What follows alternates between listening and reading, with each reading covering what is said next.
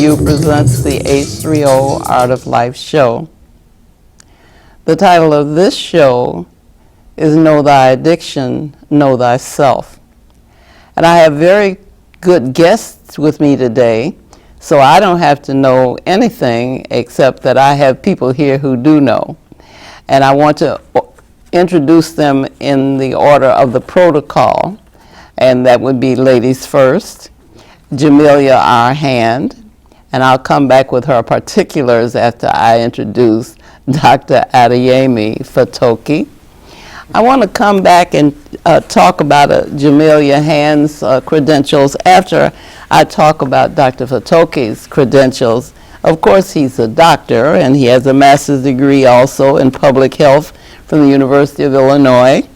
He has a master's degree in addiction studies from Governor State University, and he's board certified in family medicine, addiction medicine, and obesity medicine. We will revisit those. And then his mission is to help patients and families recover from addiction and to help decrease the stigma of drug abuse.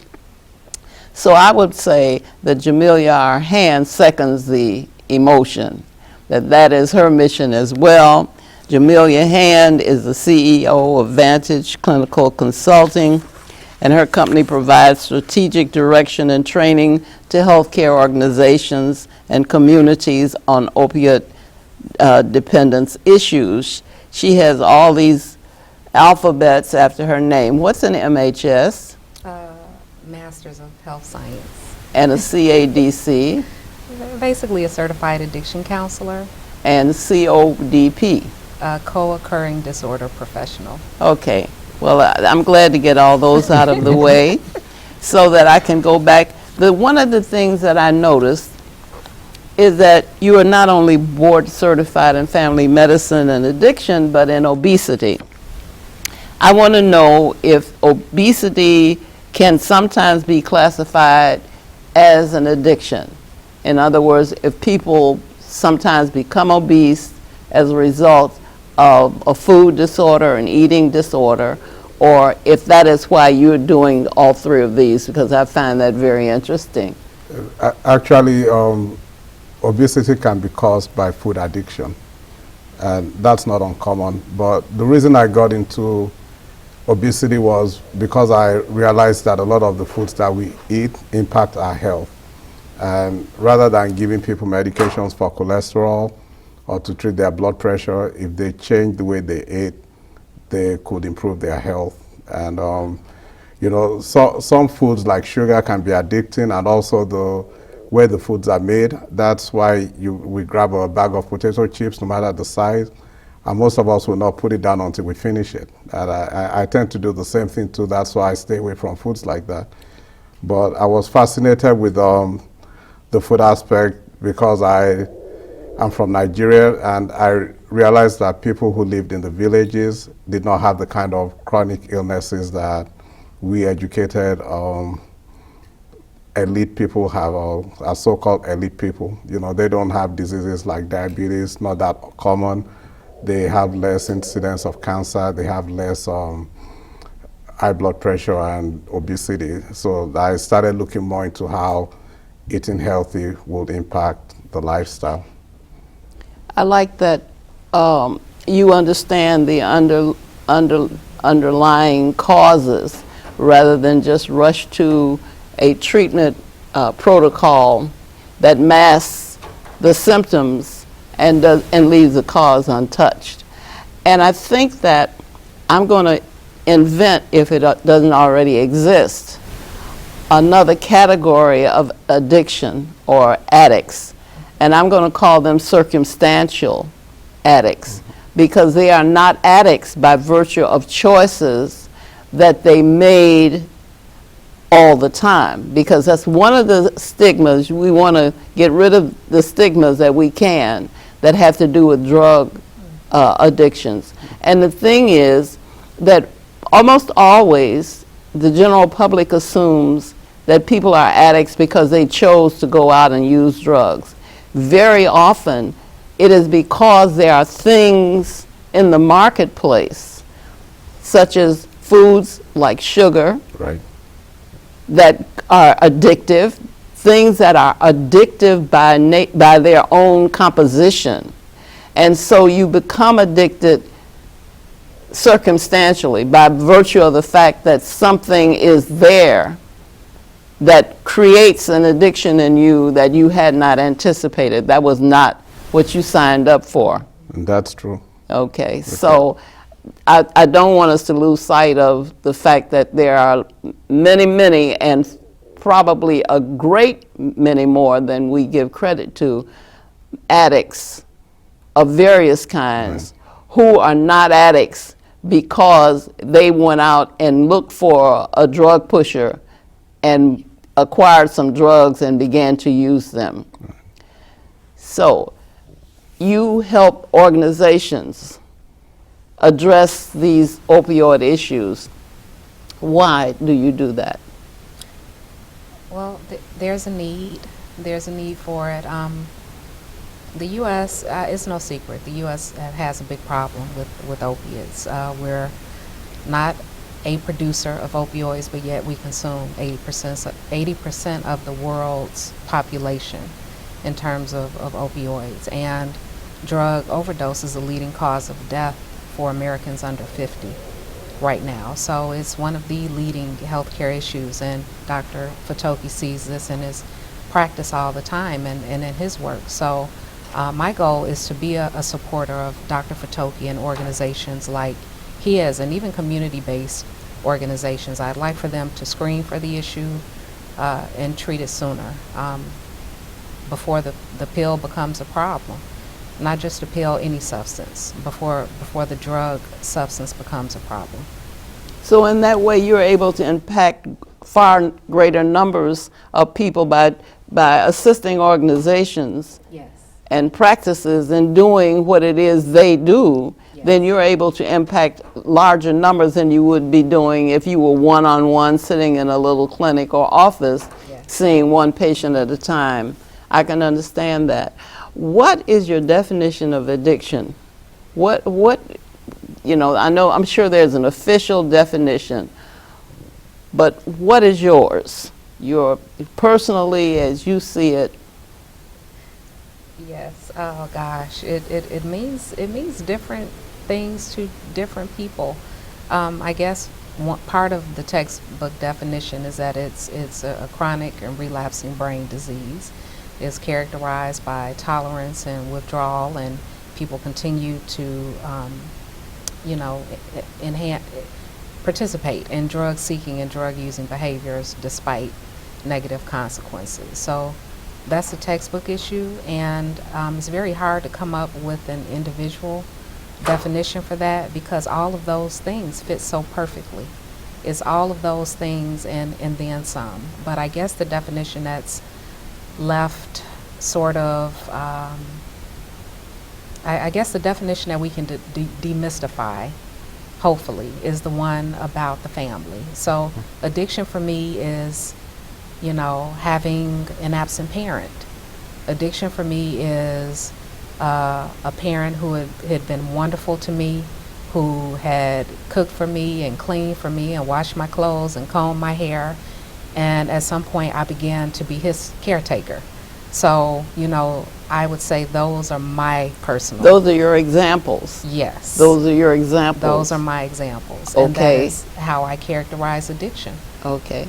And Dr. Fatoki? Well, I agree with the textbook definition, but for me, I came to the realization that we all have some kind of addiction. I applaud that. We all have demons. That's the way I classify them. And if you can control those demons, you can become very successful. But having difficulty controlling those demons leads to disaster. So personally, I had issues with relationships. And the crazy thing for me is that before I went into the relationship, I could predict how it was going to end because I knew we weren't compatible, or just that this wasn't the right person for me to be with. And my mother used to tell me she couldn't understand how I could be so smart and dumb at the same time. But I realized that, this is like an addiction. Why do I want to be with this person that I know is not trying to do anything but just create problems for me, for my career? And all they want to do is fight every time they see you. And it just didn't make sense. I knew it was not good, but then I couldn't really stop. I kept going back. Even when I'll try to get away from them, I might be sitting around and then get bored, and I just have this compulsion, like, well, I have to figure out what they're up to.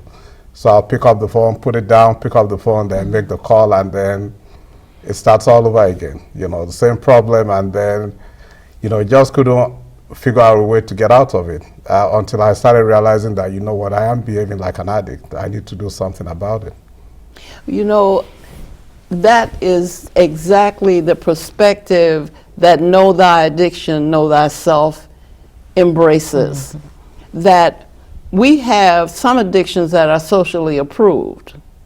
Right. That means that if you have the kind of addiction you just described, if you are smitten, if you're head over heels and hopelessly, helplessly in love with someone, then that's socially approved, because there are just innumerable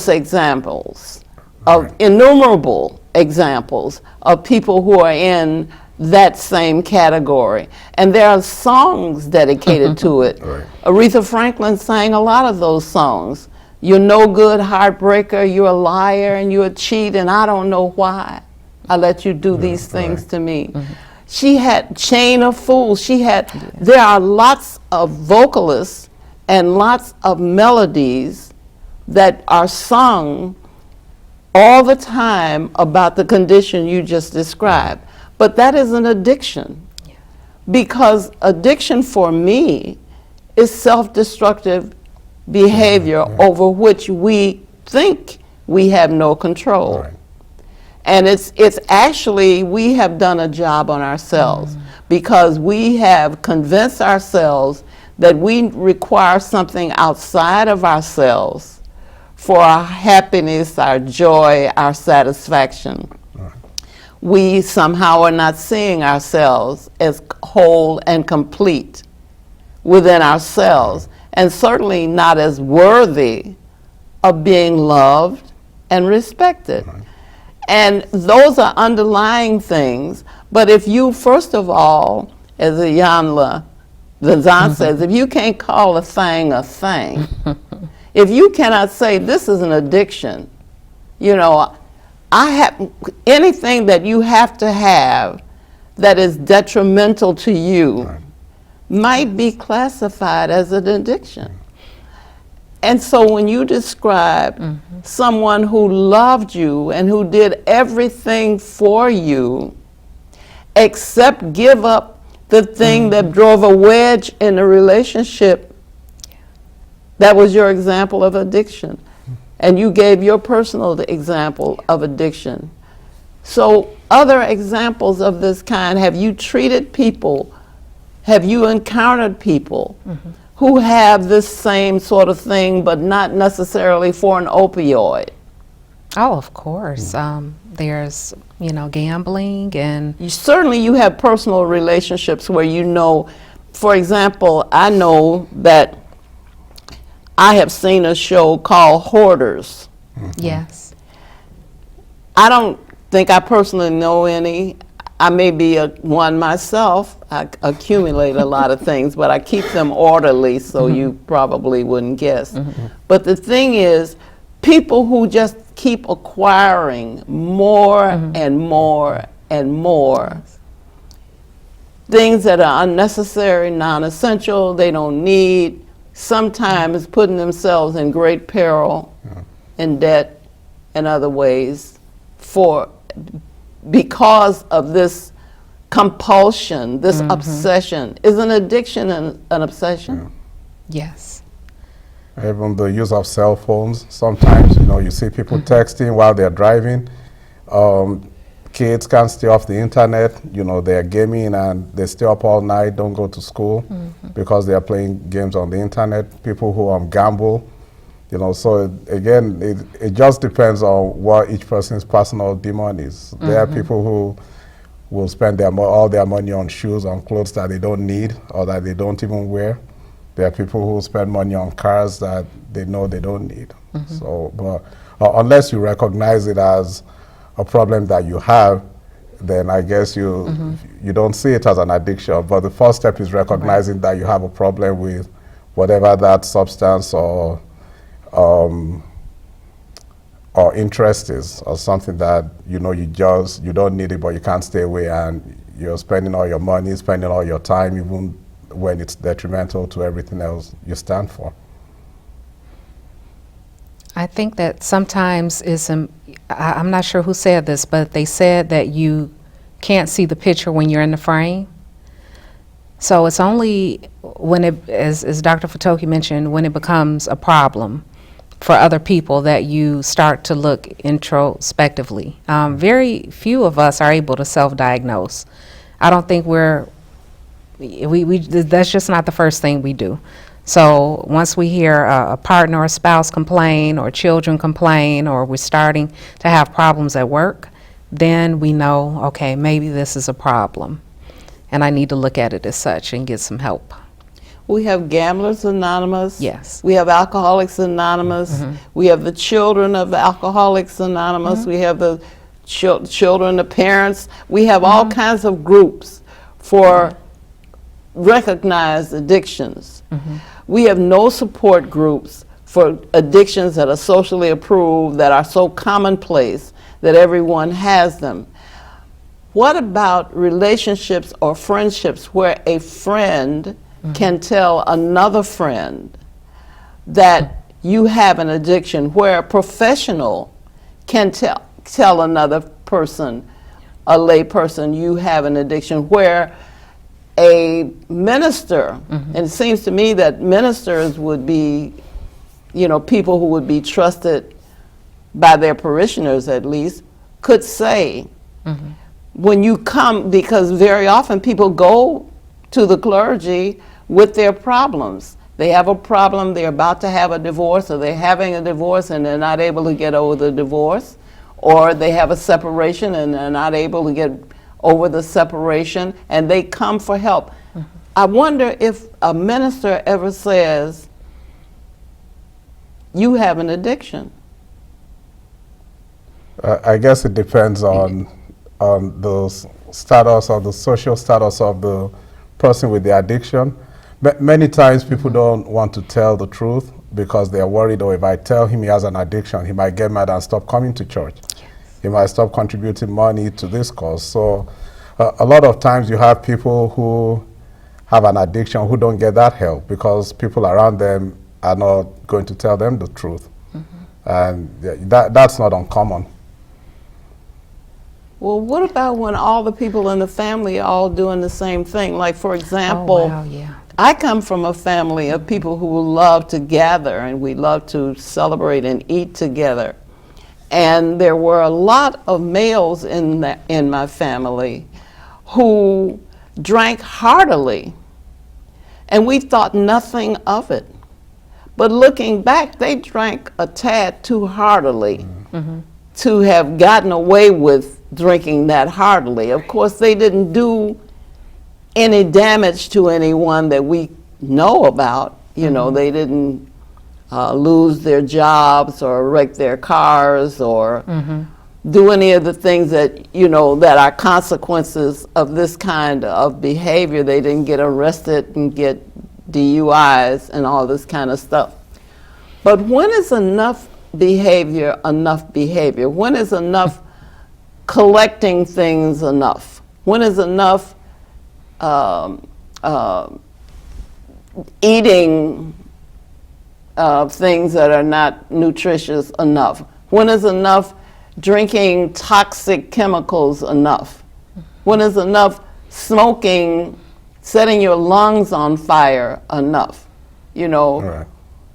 And who's going to tell them if the people are so concentrated? We're so busy trying to save people who are abusing drugs that we've got another whole group of people who are slipping through our fingers because they have some other kind of addiction and no one has addressed it You come on now. I think we got to. I know. I'm listening, and I'm thinking. You know, this is good. As you were speaking, I was thinking about a time I went to a casino because they have a really good buffet. Okay. And I don't drink, I don't smoke, and I may, put a roll of quarters in a slot machine. So none of those things are appealing to me, but yet there is such a stench of desperation and guilt and shame. And there are people who are sitting at the slot machine and smoking a cigarette and drinking and dragging an oxygen tank, with them to the slot machine. Meanwhile, they're putting the mortgage inside the machine, So an outsider looking at that, I'm thinking, oh my God, it's definitely, this should be the time to stop. When you say enough is enough, that should be the time to stop. But as a citizen and living in a world where sometimes you have no idea how people will respond to your opinion of them, because that's what it is, your opinion, I can't say that I will walk up to that person.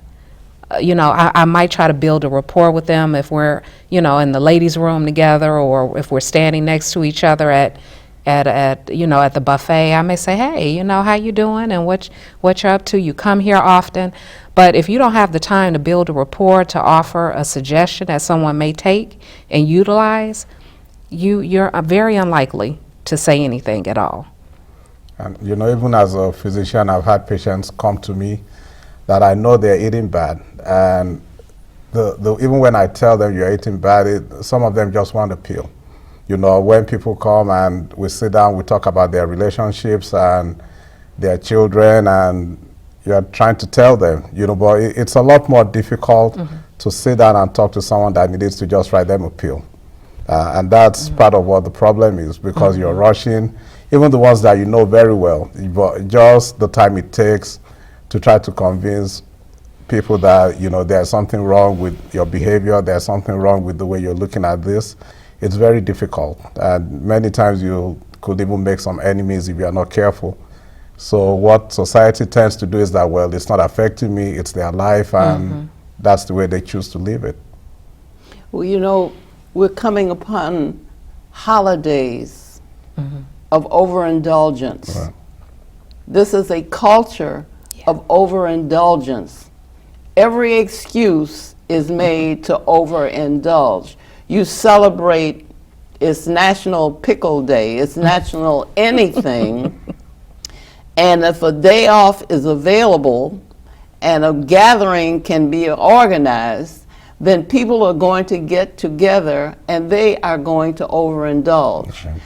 The thing is that I can see where some of this originated. I can see where people who were deprived when they were captives and held in bondage, when they were deprived of everything, when they were giving up an opportunity to have something, might in fact tend to have as much as they could because it was feast or famine. Right. There may not be another opportunity for extreme periods of time. Right. But we have grocery stores with food falling off the produce aisle, falling off the off the counters in the produce aisle, rolling on the floor. We are surrounded by franchises. We are never more than 6 degrees of separation away from some food source if we are not in a food desert. And yet we act as though when holidays come, we act as though we have been deprived of food for an extreme period and we are not going to be seeing any more soon. So we do it, and then we have these holidays that are back to back. So not only do you do it for the holiday that really ought to be a day of mourning because it signifies the dispossession of this land from the indigenous population. Right. That really ought not to be a celebration. But so we have that day, and then we have the day that we claim that we are paying tribute to the birth of Savior God. Right.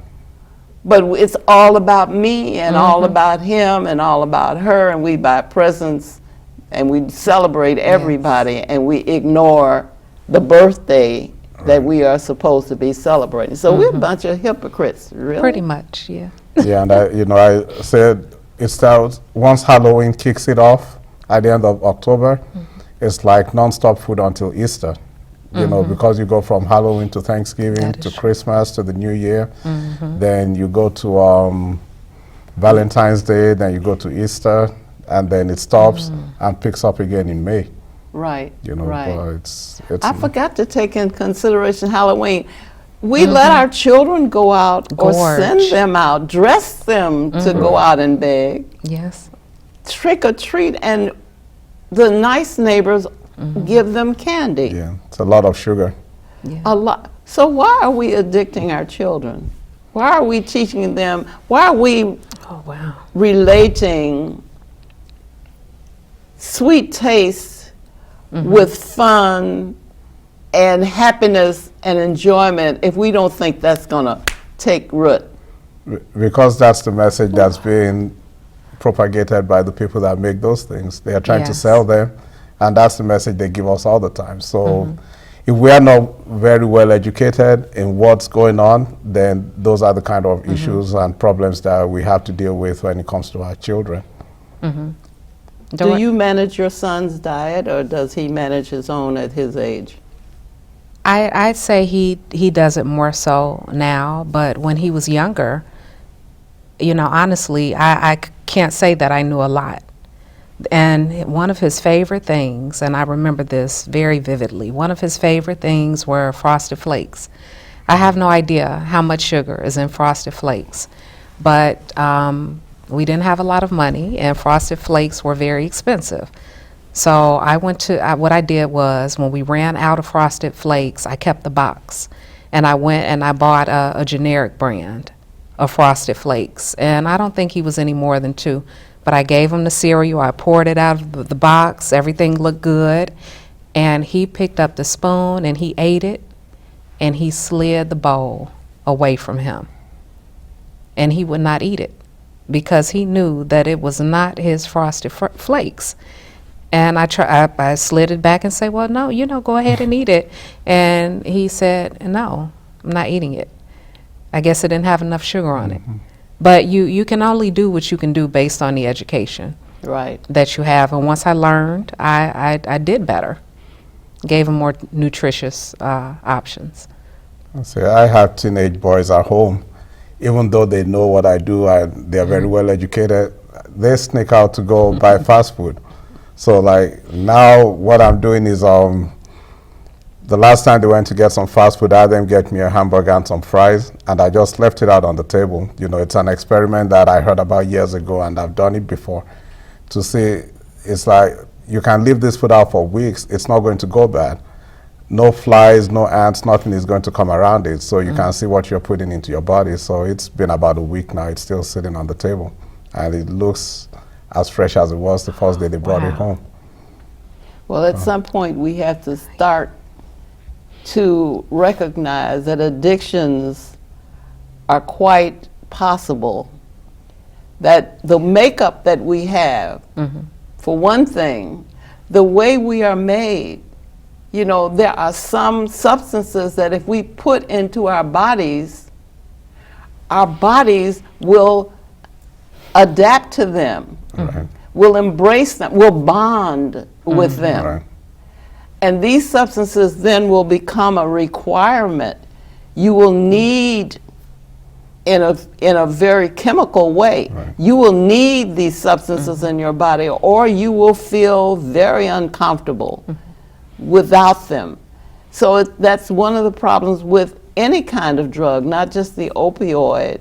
But if you're given a prescription drug that you must take for a disorder that you have, and you decide that you probably would be better off if you weren't taking a drug, and you try to just stop taking it, You will get withdrawal symptoms, and they may be very, very hazardous, very detrimental. So you have to be very careful if you do anything habitually to this body, because we are wonderfully made. And this body has some white blood cells that are like the cavalry. If something foreign is introduced, it rallies its forces and it comes after it, and it tries to prevent it from doing a great deal of harm to you. But of course, you pay the price with your immune system, because you can't keep sending this cavalry out. And eventually the cavalry doesn't get weakened and tired and finally just lie down beside the horses and say they're not riding out anymore. Yeah, and see, when the body starts sending us those messages at the beginning, a lot of us don't pay attention to it until the body can't handle it and it starts to fall apart. Like people don't, I tell people, usually your body tells you when it's not running right. You can tell, that, okay, I'm feeling a little more tired, but most people keep ignoring it because the body is able to adapt and repair itself. So we don't pay any attention to it until eventually whatever we are doing causes it to break down. It takes years for the cholesterol to go up before it starts causing heart disease, or before alcohol starts to damage the liver, or before the sugar starts to affect the liver or cause the diabetes. But we just keep ignoring it until eventually the body can't handle it anymore. But if we pay attention to it when it starts, it's a lot easier to fix it because the body can repair itself. But when you keep subjecting it to the same repeated damage and influences, it's difficult for the body to recover from that. Wow. I totally agree. And, obviously it's getting worse for, cigarette smokers and alcohol users. And you spoke about the societal, those addictions that are accepted or acceptable. Obviously, we have liquor stores on just about every corner in some neighborhoods, and cigarettes are available at any counter, whether it's a gas station or a convenience store. It's just a very convenient thing to obtain, and nobody really makes a big deal out of it. And they're still at the top so far as drug deaths or drug-related deaths. I don't think we are educated to think globally. I don't think we're educated to understand how our behavior affects people who we may never see or may never meet. For example, Thich Nhat Hanh had a retreat in which he said that the grain that is used to produce alcoholic beverages could be used to produce bread and cereal to feed starving people. So instead of using these grains to feed children and people who need nutrition, we are making it into alcoholic beverages, and we are drinking it and celebrating and having fun. So we actually are contributing to world hunger by our consumption of the things that we consume, and we over-consume everything. We, far more than our percentages, we over-consume all the resources of the world by virtue of the things that are socially approved that we can have and should have. And I am not exempting myself from this at all. I'm just saying that we are here pointing out addictions that people might want to take a look at. They may want to take a look at it in themselves. They may want to take a look at it in someone whom they might influence to take a look at it so that they might change their behavior, and we may have a world where there is less suffering. Because I'm one of those reap what you sow people. I really believe that, and I really think you can't sow suffering without reaping some of it, but at least you're in the profession of relieving suffering. That is what you have chosen to do with your lives, and I commend you for it. Now, yours was a personal reason, Yes. Jamelia, Yes. and it was My father. okay. My father, when I was a very, I have no idea how old I was, but he was shot, and the bullet was lodged in a place where if he had elected to have it removed, he would have had to have his pancreas removed, and it would have made him a diabetic. And so his decision was to not have it removed, and he was also encouraged by relatives to not have it removed. So he didn't. Who was a medical person. Who was a medical person. So obviously he trusted the recommendations that he'd been given. But the result of that was he was in a lot of pain all the time. And with that pain, he was prescribed pain medication. And over time, you know, the pain crossed over into dependence on that medication and eventually addiction. And he became a problem for his physician. So his physician kicked him out of the practice, told him he needed to go to treatment. But being a very proud man, son of a reverend, you know, he felt like he could do it on his own. And that's what many people think. They assume that they can do it.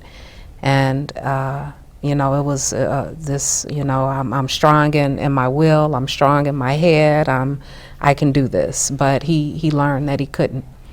So after years in and out of treatment, in and out of recovery, and he did have some periods where he had recovered, but you know, cravings and triggers and being in a community that was drug ridden, it would always lead him back to his addiction until he eventually passed away in 2010. And your reason for getting involved in relieving the suffering? It came from me working in the jails and prison system. Oh. Because I've been doing this for the jails since I think 1994. But one of the things that I just couldn't come to grips with is why someone will keep doing things that were detrimental to them. And I just refused to believe that they were doing it to themselves. You saw a lot of recidivism, I did. people returning to jail. Right. And they would do very well when they were in the jail. I mean, they would do very well for months, but the minute they went home, everything started all over again. And I just couldn't accept the fact that they chose to do that to themselves. It doesn't make sense why someone will go work so hard, do some hard physical labor, just to go give all their money to a drug dealer. It just doesn't make any sense to me. So I concluded that it was something beyond their control and it wasn't something that they wanted to do to themselves. So you decided that you needed to get involved in the reduction of recidivism and also the reduction of any other habitual behavior that created suffering for people. Right, and also the death, you know, like from people losing their loved ones. But for me, the satisfying thing too is that I see, and Jamelia, we see a side that a lot of people don't see. We see people get better, we see people recover, we see families recover, and that's another motivation that keeps me going with it. I'm glad you added that, because I was about to say I was about to ask if there's a possibility that you could become addicted to relieving the suffering of others. I know there's a word for devoted, you know, but you know, at some point when you keep trying to help people who keep not benefiting from the help, and you just keep doing it, you know, over and over again, then I want to look at you. But you did mention that there are successes, Yes. that you actually see some benefits for people, and that you actually do understand that you can succeed at this, that there may not be as many as you would like, but there are certainly enough to give you hope that if you continue, that there will be more. Right. You see, for me, it's even more satisfying than practicing family medicine, because people that really want to change, they come to you seeking help. It's different from a patient who was assigned to me because I'm the only doctor in the insurance network. So I'm constantly telling them, watch what you're eating, exercise, take your medication, go get your mammogram, get your pap smear, get your colonoscopy, and they don't listen. But then I'm getting penalized for not practicing quality medicine, even though I'm doing everything that I'm supposed to do, but the patients are not doing what they're supposed to do. But a lot of patients that come for treatment, they are really trying and they want to get better. So it's a lot more satisfying for me. You can see the improvement, you see, and we can go back and laugh and, talk about it. I think I've told Jamelia I had a patient who was in jail for 6 months because she stole $10 worth of costume jewelry from Walmart. So, this was a few years ago. She's been my patient for at least 2 years. She's doing well. She has a job and she's doing very well. Sometimes we'll reflect and laugh about that, because I tell her all the time, why would you go steal something that's worth $10 if you could have stolen something that's worth $499 and it's still the same punishment? But that's the way people think when they're having an addiction. No, they don't think. Well, you're right. That's the absence of thinking. Right. Yeah. Because again, if you are going to do something, you might as well make sure that it's worth the punishment that you're going to get for it. And I'm not encouraging that kind of behavior, but it's just to look at it. But to go back and see how well she's doing now, to me, it's very rewarding. She, like how she went from being in jail, pregnant, to having her baby, and then how her parents were upset with her. Then now they're on good terms. They're helping her. She's able to do things for her children and for herself. It's just different. Gratifying. It is.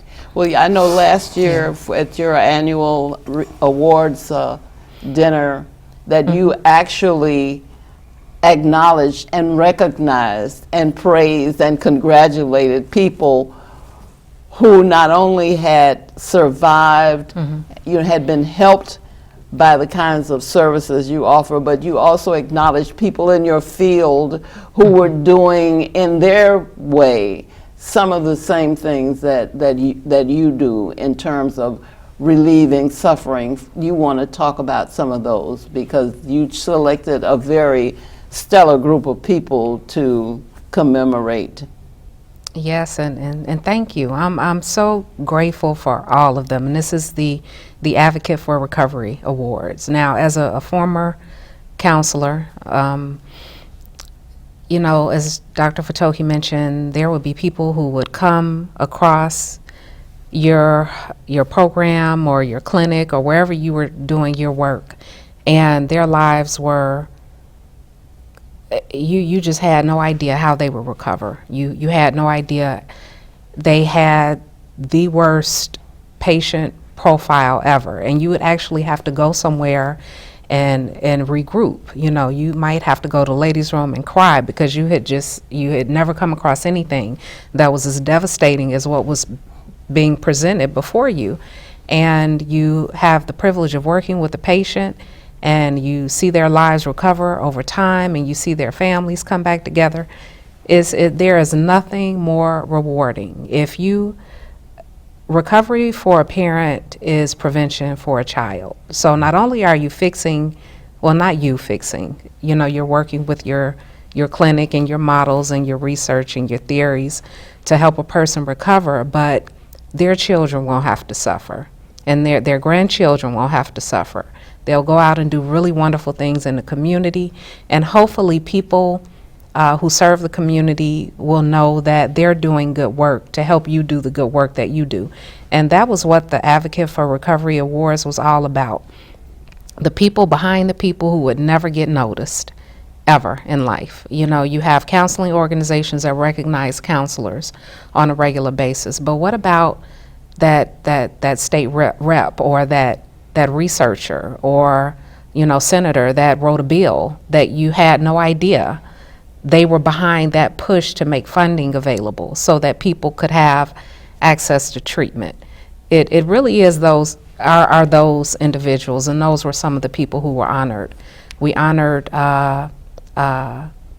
Congressman Danny Davis, but for work that he's done quietly for years. We honored State Rep LaShawn Ford, who I believe now is running for mayor. We honored Dr. Fatoki. We even honored one of his patients. I remember when he called me, and he can elaborate on this, he called me because he was completely distraught about a patient who had come to his practice, and I'm gonna, let him tell that story, but he said, you have to help me. And when he calls, obviously, I know what his goal is, so you don't even have to ask. When you know people are doing the right things for the right reason, I know what his mission is, I'm ready. So with that, I'll let you share. Yeah, I mean, the story always brings tears to my eyes because it's one of the worst cases of addiction that I've ever seen. It was a young lady whose parents called my clinic in Calumet City because they were desperate to get her into treatment. They said they were going to Chicago to pick her up from rehab, and they wanted her started on medication right away. So I was in another clinic that was 90 miles away from the closest clinic to them. So I told them, well, it's kind of late, I'm in Ottawa, and they're like, no, we'll go get her, like, we'll bring her to you. So it's like, okay, if they can't wait for a few days, they have to come that night. So they drove 90 miles to Ottawa from Dyer, Indiana. So they were my last patients. Actually, my whole staff left me and the parents and the patient in the clinic. But when I saw her, it was just devastating. She had lost her arm to a bone infection from her drug use, and her other arm was full of sores, and both legs were full of sores. And her father had this look on his face like, okay, what do you have to say that we haven't tried? I'll listen to you, but I don't think you can help. And then I'm talking to her, and her mom was there. She had this look too that, just whatever you can do. But from talking to the patient, I'm looking at her test results, and I'm thinking, okay, this doesn't make any sense to me. If you just left rehab, why do you have all these drugs in your urine? So she's looked at me and said, can I please talk to you alone without my parents in here? So we asked our parents to excuse us. And then that's when she told me, it's like, okay, I'll confess I wasn't in treatment. I went to go use drugs with my husband before he went to rehab. So I said, okay, I mean, what do you want? If you want help, you have to be honest, and then we can go forward. So what we decided to do was that for me to prescribe her medications, her parents had to agree that they would make sure she took it every day, that they had to be involved.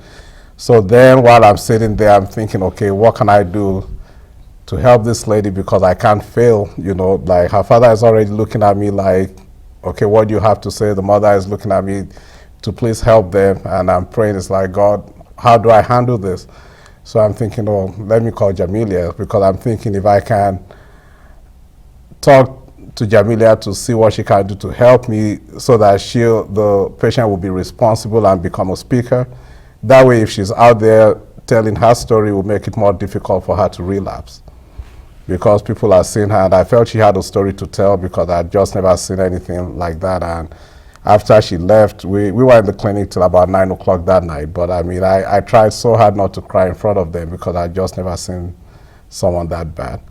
And, thank God she's doing a whole lot better. She's a speaker. She was one of the recipients of the award.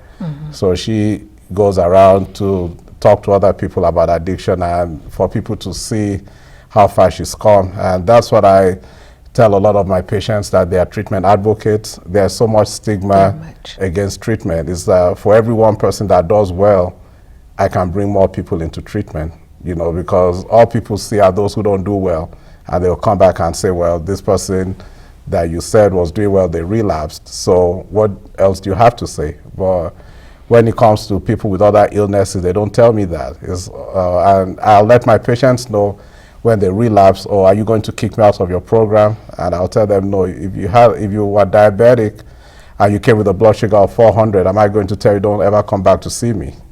I wish I had more time, because this is an endless topic, but I think that we have really gotten to where we wanted to go with this. We have made the case for addiction, know thyself. Know Thy Addiction, and we have made the case for your continuing to do this because you do have successes. And I Yes. appreciate you, Dr. Fatoki and Ms. Hand. Thank you. It has been a pleasure to have you again as my guest. Thank you for having Thank us. you. Keep doing